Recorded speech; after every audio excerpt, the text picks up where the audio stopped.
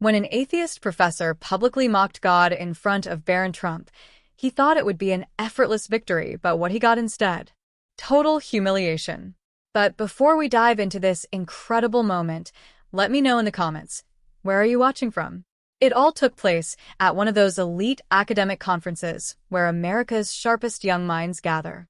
A place where professors relish the chance to flaunt their intellectual dominance and progressive ideals. Among those in attendance? Barron Trump. Though he had rightfully earned his spot through academic excellence, many whispered that his last name was the only reason he was there. One of the most well-known figures in those circles was Professor Richard Anderson. Famous for his razor-sharp wit and even sharper tongue, he prided himself on being a champion of modern thought. Over the years, he had built a reputation on tearing down traditional values, particularly Christian beliefs. His lectures? They weren't just classes, they were performances, where faith was the punchline and God was the joke. That morning, as students filed into the grand lecture hall, there was already an excited buzz in the air. Professor Anderson's reputation had preceded him, and everyone knew his lectures felt more like intellectual gladiator battles. But what none of them knew, today's match would have an unexpected champion. Striding across the front of the room like a predator scanning for prey, Anderson began his lecture with his usual dramatic flair. His topic? Leaving antiquated beliefs behind, embracing modern rationality. His eyes swept across the room, momentarily landing on Barron, a smug smirk flickering at the corner of his lips. Little did he realize he was about to face the most humbling challenge of his academic career. "Let's address the elephant in the room," Anderson declared, crossing his arms.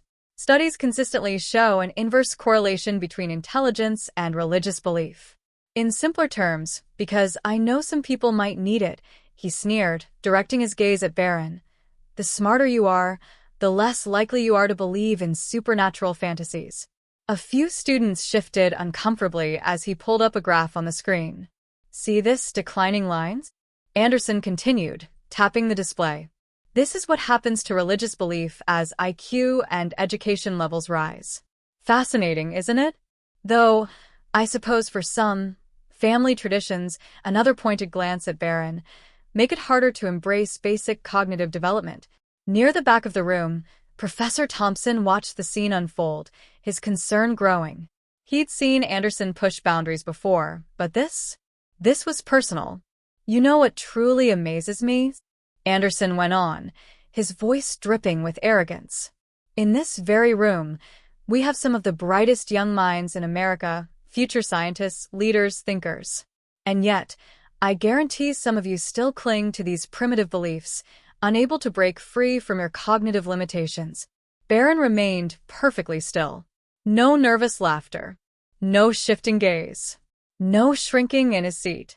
Instead, he met the professor's stare with quiet, unwavering composure. And that only seemed to fuel Anderson's contempt further. "Tell me," the professor challenged, removing his glasses and leaning forward on the podium, "what does it say about a person's intellectual capacity when they still believe in an invisible sky daddy in 2025?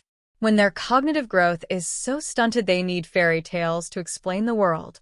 His eyes locked onto Barron. "Perhaps some of our more politically connected students would care to enlighten us." The room fell into a thick, tense silence.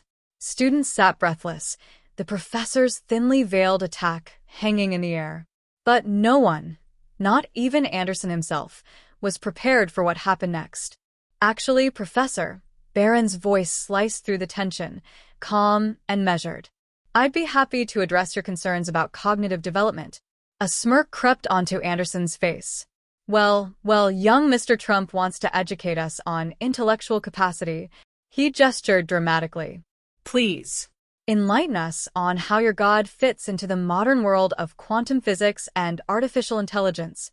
Barron didn't flinch. Instead, he maintained his steady composure. "First," he replied, "I find it ironic that someone who champions intellectual discourse chooses mockery over genuine academic discussion." A ripple of murmurs swept through the lecture hall. Anderson's smirk faltered, just slightly. This wasn't the fumbling response he had expected. "Oh, please," Anderson scoffed, rolling his eyes. Spare us the Sunday school lecture. I've spent 30 years studying cognitive development. Are you suggesting you know better? I'm suggesting, Barron countered, his voice unwavering, that your bias is showing, Professor. You claim to follow evidence, yet you conveniently ignore the countless brilliant minds throughout history and today who reconcile faith with reason. Newton, Planck, Collins. Ancient history, Anderson interrupted with a scoff. What's next? You're going to tell me God is a mathematician?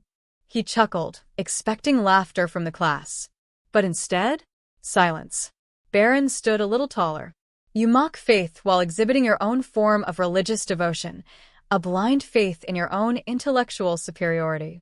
You've created your own kind of dogma, where anyone who disagrees with you must be cognitively inferior. The room was dead silent. Professor Thompson leaned forward, eyes locked on his colleague, who was now visibly rattled. Anderson had never encountered this level of calm, precise rebuttal, certainly not from a student. Fine, Anderson snapped, his composure slipping. You want to debate? Let's debate. Come down here and show us how your medieval beliefs survive scientific scrutiny. Barron calmly made his way to the front of the room. But what happened next? No one, least of all Anderson, could have predicted. From there, Barron systematically dismantled Anderson's arguments, point by point. He used quantum mechanics to challenge Anderson's rigid materialism. He exposed the professor's flawed logic in correlating intelligence with religious belief. He revealed the contradictions in Anderson's worldview, how he demanded evidence for God while simultaneously making absolute negative claims that could never be proven.